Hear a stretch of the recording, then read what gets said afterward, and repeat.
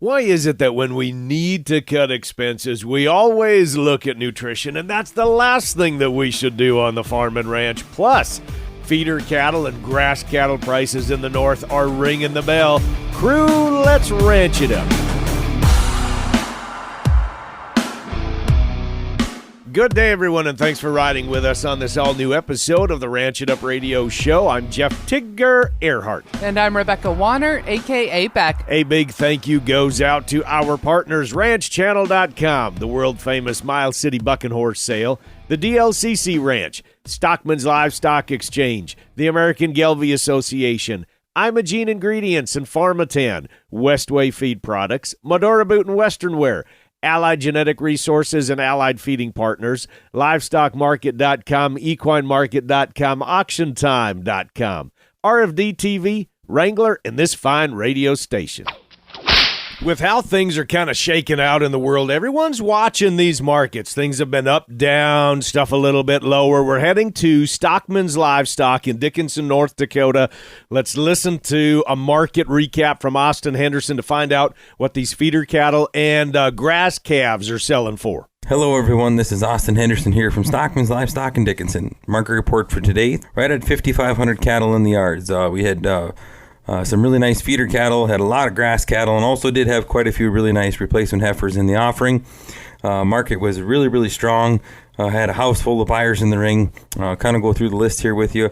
347-pound steers bring 405. Here's 38 head of 432-pound steers bring 400. We had some 488s at 363. We also had some 524-pounders bring 359. We had some 569s at 339. We had some 630s at 326. We had some 660s at 311. We had some 711s at 299. We had some 716s at 283. We had some 814s at 250. We also had some 868s bring 243 and a quarter. Into the heifers, we had some 360-pound heifers bring 352. We had some 478s bring 329. We had some 564s bring 298. We had some 620s bring 274 and a half. We also had some 724-pound heifers bring 254. And we had some 780s bring 247. Well, that's kind of how we got along. Like I said, lots and lots of demand for these good grass cattle. We had good cattle all day long through the ring. 5,500 head. I think we got done right at about 8 o'clock. We started at 8 o'clock in the morning. Upcoming sales here, Thursday, April 25th, over at the East, we'll have another feeder and replacement heifer special. Then Thursday, May 2nd, over at the West, we'll have a regular sale plus cow-calf pairs. When you're ready to market some cattle, give us a call here at Stockmen's Livestock in Dickinson. Austin Henderson with Stockmen's Livestock. Thank you for the update. Now, you can get more information and follow along and find out what some of those northern cattle are selling for, and I should say maybe where they're coming from, different destinations. You can head to their website, GoStockmans.com. Follow them along on Facebook, Stockmen's Livestock in Dickinson, North Dakota. Now, Beck, you and I have been looking at and following the grass calf market very closely. We were looking at adding that to our enterprise this year. We're the last few years. We've been looking at expanding into that. And with the prices that these grass calves are bringing, and I'm so thankful that they are selling for them, right? I mean, producers are finally getting what they deserve, but we're in a situation where we've analyzed all of our specific numbers, and we can't make them work, unfortunately. That's it. That's it right there. First off, yes, I want to absolutely say I'm so happy to see the producer getting the dollars they deserve for the cattle that they're working so hard to produce and get out there in the market. But on the flip side, as Tigger said, we really had to sit back and make sure we had double, triple checked what our numbers are. And when I say our numbers, we're talking about what is our break even? What does it take for our operation to be able to buy into that sector there and make any money? If so, and we've got a mark though too of the dollar that we want to make on it. So I know a lot of these grass calves, they're working obviously for a lot of people. Oh, absolutely. In their situation, and it just seems with ours, with the grass that is available in our area, and we have to figure out, okay, this is how far we are from them. Here's our situation. We said, you know what? Unfortunately, we aren't going to be laying into any of them. Well, it's just one of those years, and we know how the cycles work with the markets and everything, that we just had to be able to say, nope, not this year. It doesn't pencil out. Not that it won't next year, the year, the year after that, or down the road. It's just being able to develop some of those long-range plans that you can then turn into an annual plan, because not every year is going to be the same. And here I think is the big take-home from this is when we go through the numbers and we know what our break-even is and whatever profit margin that we're trying to hit or where we need to be or satisfy whatever financial commitment, now we can watch those prices in the future. And now we can see where, if those calves are selling for that mark, and then we can lay into them, as I say. Now at least we know. And that's why it's so important to know what those numbers are. Cow country news, the cow stuff. Our first story out the chute, flat is the new up when it comes to the latest forecast of U.S. beef production, according to the latest analysis by the Steiner Consulting Group via its Daily Livestock Report. It's likely that beef production for this year will be only 509 million pounds, 1.9% lower than a year ago, the report said. That's a sharp improvement from the expected 8% drop forecast a year ago. Meanwhile, the USDA held steady with its beef import forecast, anticipating a 12% rise and its expectations for an 8% drop in beef exports. That means the country's supply of beef per capita is roughly unchanged, according to the Steiner analysis. Now going a little bit more in detail, Daryl Peel, Oklahoma State University Extension Livestock Marketing Specialist, recently wrote for MeetingPlace.com, saying that U.S. beef trade continues to evolve in the face of a unique domestic cattle market situation. Beef exports in February were down 1.3% year over year.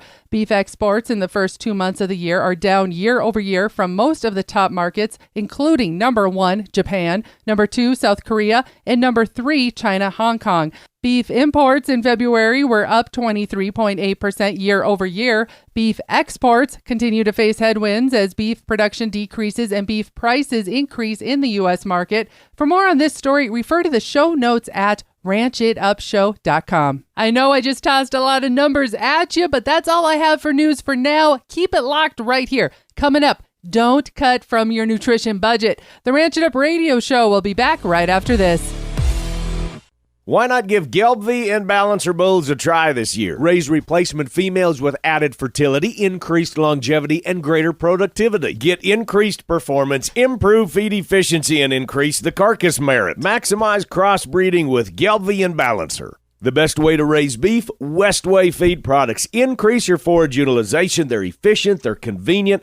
For more information, contact a dealer near you by going to westwayfeed.com or calling 800-800-7517. The best way to raise beef, Westway Feed Products. The 2024 world-famous Mile City Bucking Horse Sale starts with horse racing.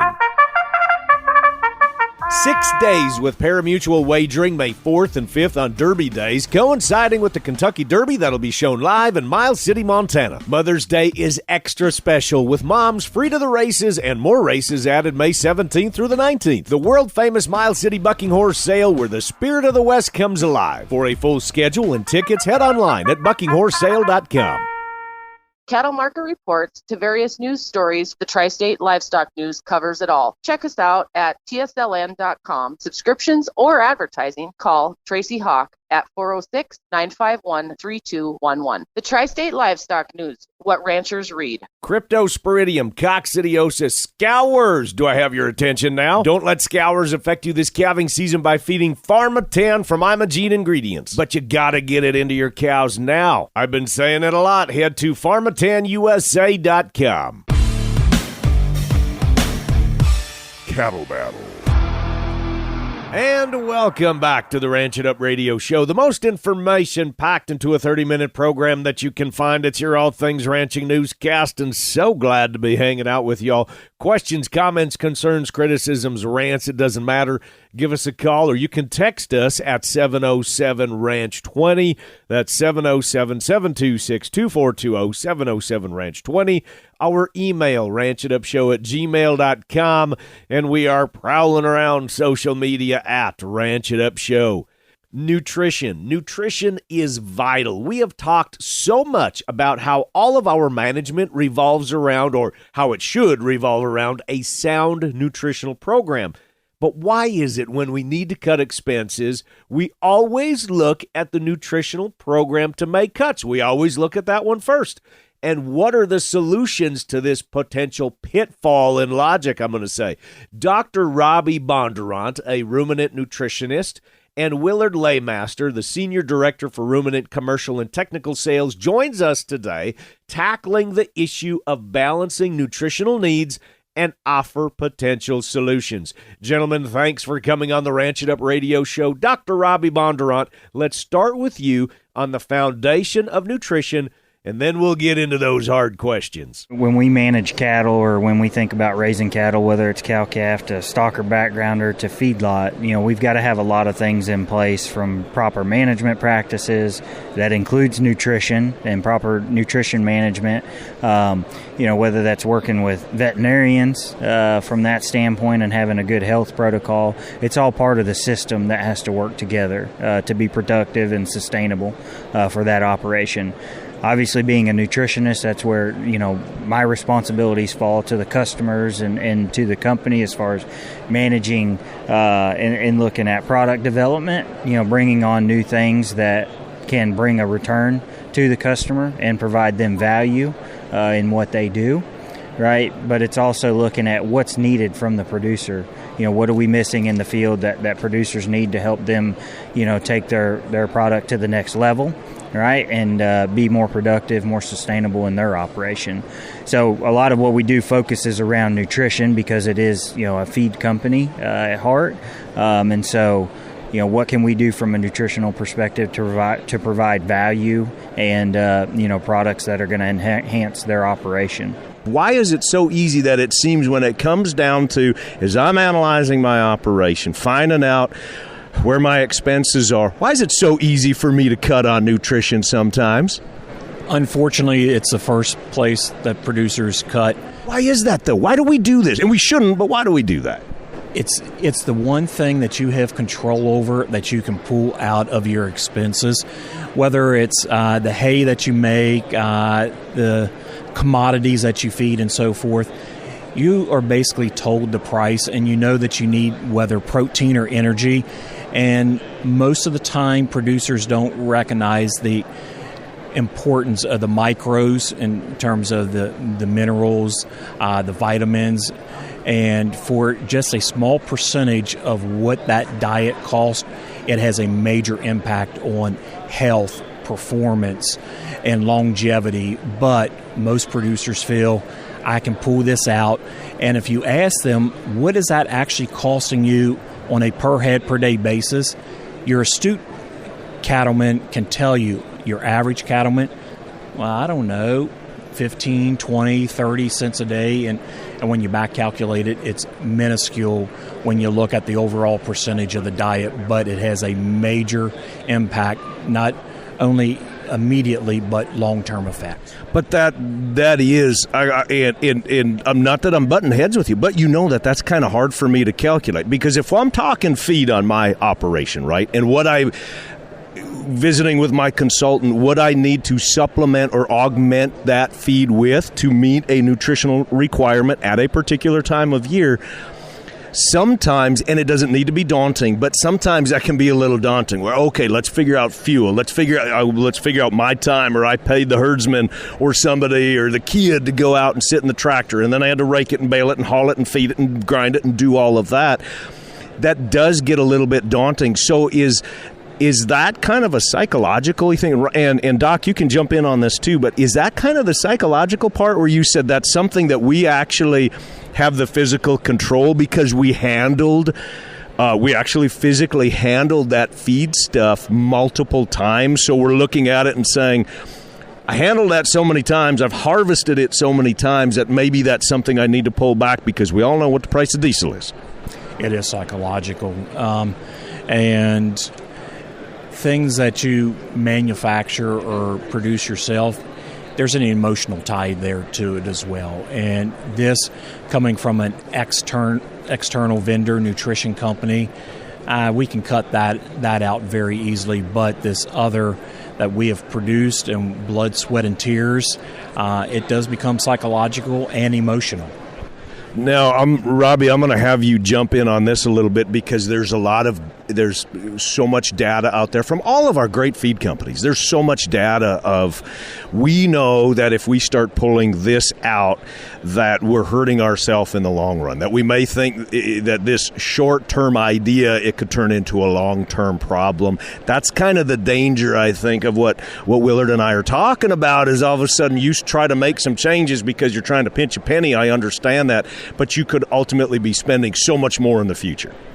Well, I'd say first, to kind of go back to what you're just saying, it is, in my mind, imperative to have a great relationship with, whether it's an astute sales team member or somebody from a nutritional field to help you with that process, right? It is a daunting task, but having a relationship with a nutritionist that you trust and can rely on, they're there to help you be more productive.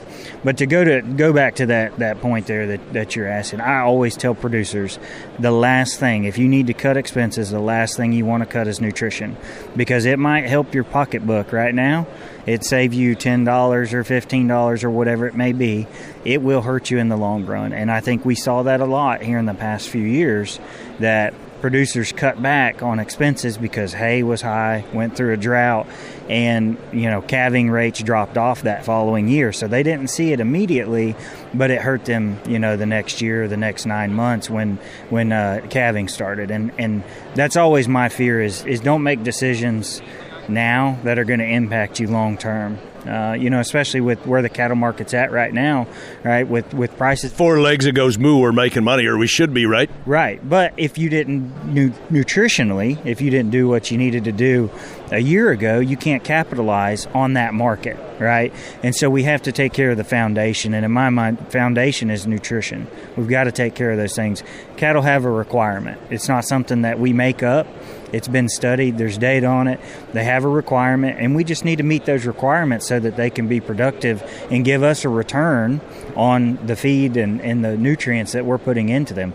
If you do what you need to do as far as meeting requirements, that animal will return on that money all day long. All right, gentlemen, we've identified the problem. Now let's talk solutions. Let's talk about the Legacy Forward Beef portfolio, the Legacy Forward Beef program. That's a nice segue that Robbie talked in terms of having that relationship with the nutritionist, consultant, salesperson that moves us into our Legacy Forward Beef aspect, because this is a program and brand and portfolio where we're trying to provide solutions to our customers so that they can be in business for years to come, generations to come. And so with that, we've looked at opportunities of how can we provide solutions to our customers, whether it's from production, new product portfolio, and university research. And with that, we've launched a new product that's in the feedlot space, university research, and I'm going to flip it over to Dr. Bondurant to talk about the details of it. So as Willard said, one of the products that we've recently developed and had some university research behind at the University of Nebraska that fits underneath the Legacy Forward Beef portfolio is called Prime Force.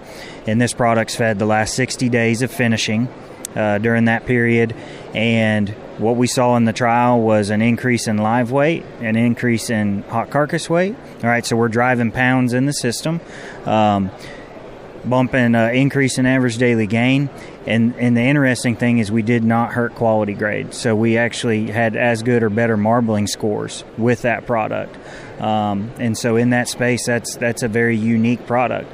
The other great thing about that product is it's an all-natural product, so it fits into those markets that there may not be a product out there that fits like that. And it doesn't have a withdrawal on it. So it opens up the doors to producers to have an alternative in that space to really have flexibility in their operation and add pounds to those animals, right? Because we know that pounds drives the system. And so we're very excited about the opportunity to work with producers, work with feeders as well, as we move forward with Legacy Forward Beef and ultimately Prime Force. product. So how do we get it in our hands? How do we feed it? Good question. Currently, it's exclusive to Furst MCNESS. We are looking at other avenues. So looking to find your local Furst MCNESS representative. We've got it in a couple different forms. It comes in an ad pack that you can add it to your current nutrition, or if you are looking for it embedded inside a fully fortified supplement, it's also in that as well. It's two forms that it's currently in. We're looking at other delivery methods and also opportunities for partnerships and distribution as well. Dr. Robbie Bondurant and Willard Laymaster with Furst MCNESS in the Legacy Forward Beef portfolio. Gentlemen, thanks so much for your time and addressing the rather tough questions that we all have to be asking ourselves. Look forward to visiting with both of you very soon. Now, for more additional information, you can head to legacyforwardbeef.com and McNess.com, and you can always reach out to any of our crew here with the Ranch It Up radio show. Now, up next, Kirk Donsbach is on hold. That means it's market recap time. Keep it parked right here. The Ranch It Up radio show will be right back. The quick, fast, easy, all-in-one location to look at bull sales. Head to ranchchannel.com. Check it out on your phone. ranchchannel.com. All the information on one page at your fingertips. Videos, catalogs, everything. ranchchannel.com. South Devon, Pound Maker, and Navigator Genetics from the nation's premier South Devon breeder, DLCC Ranch. Join the crew on Saturday, April 20th, at the ranch in Pierce, Minnesota. Sale information at dlccranch.com, ranchchannel.com, and bidding available through Superior Livestock Auction. When genetics matter, use an outcross of South Devon genetics from the DLCC Ranch. Hey, it's Mark Banzi with LivestockMarket.com. Every week we hear from one of our great partners with updates, info, schedules, reports, and everything in between when it comes to buying and selling livestock and hay online and private treaty. LivestockMarket.com. Get ready for the Western experience of a lifetime. The world-famous Miles City Bucking Horse Sale is back and better than ever. Join us May 16th through the 19th in Miles City, Montana. From the finest bucking stock to electrifying horse racing, this event has it all. Don't miss out on the kickoff concert featuring Josh Turner and special guest Chancey Williams. Mark your calendars and saddle up for the world-famous Miles City Bucking Horse Sale, where the spirit of the West comes alive. Get your tickets at buckinghorsesale.com.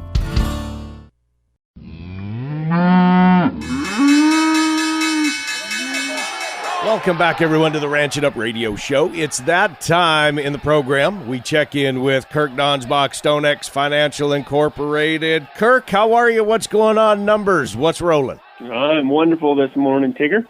As of Friday, April 12th, May feeders closed the week at $234.27.5. That's down $4.37.5 on the week, with the CME feeder index down $4.40 at $244.57. This left the basis at positive $6.97 versus April futures and positive $10.37 versus May futures. As our listeners can see, futures are well under where cash is. Cash sellers broke loose late Friday at lower money as futures sold off hard on the telegraphed Iranian attack on Israel. That left cash trading 182 in the south and 184 to 185 in the north. The 5-area weighted average was down 311 at 183.93 with the basis of positive 503 versus April futures. So again, futures well under cash. Weekly slaughter came in at 603,000 head. That's 10,000 head less than last week and 8,000 head less than the same week last year. The good news, choice boxes broke back above the $3 level, closing the week at $3.57. That's a $3 gain week over week. To wrap this up, May corn closed the week at $4.34 3/4. That's up a penny on the week as corn continues to consolidate sideways. Are you being proactive or reactive when it comes to herd health? Hey, I'm Shay, and I'm your host for the Casual Cattle Conversations podcast. I had the opportunity to visit with Gary Bosch about platform vaccine technology and how it is impacting beef producers across the Midwest. Here's a taste of what we discuss. In a lot of cases, if it ain't broke, don't fix it is the way things work. I mean, and I would be the same way. If it ain't broke, don't fix it. But one of the things that happens is we don't know that it's going to break. until it breaks. Where the thing that I want to impress upon cattle producers is to start doing more surveillance, what I would call more surveillance of what is going on in my herd from a virus or bacteria. What's there? And to do that, you have to do diagnostics. And I think diagnostic surveillance may be one of the things that's missing in most herd health programs. Listen to the full story by searching for Casual Cattle Conversations on your favorite podcast player. Happy ranching, folks. Before we say fare thee well, we want to give a big old tip of the hat to all of you trying to get in the field for this year's first planting. We know you're against the wire trying to get in the field, or if you already are in the field, just know we're thinking about you. And now that's going to wrap it up for today. A big thanks from our crew to yours, starting off with Dr. Robbie Bondurant and Willard Laymaster with Furst MCNESS and Legacy Forward Beef, Shay Keister-Warner with Casual Cattle Conversations, Kirk Donsbach with StoneX Financial Incorporated, Austin Henderson with Stockmen's Livestock, and of course, the boss lady, that's you, Rebecca Warner, a.k.a. Beck. A big thank you to our partners, ranchchannel.com, the world-famous Miles City Bucking Horse Sale, the DLCC Ranch, Stockmen's Livestock Exchange, the American Galvy Association, Imogene Ingredients, Pharmatan, Westway Feed Products, Medora Boot and Western Wear, Allied Genetic Resources, Allied Feeding Partners, LivestockMarket.com, EquineMarket.com, AuctionTime.com, RFD TV, Wrangler, and this fine radio station. And crew, so glad y'all came with us one more time as we ranch it up. Be sure to like and follow us on Facebook at Ranch It Up Show. Our email is ranchitupshow@gmail.com. You can call and you can text us 24/7 at 707-RANCH-20. That's 707-RANCH-20, 707-RANCH-20. Spread the good word and join us again next week where it's always Tigger and Beck approved. Stay ranchy and ranch it up.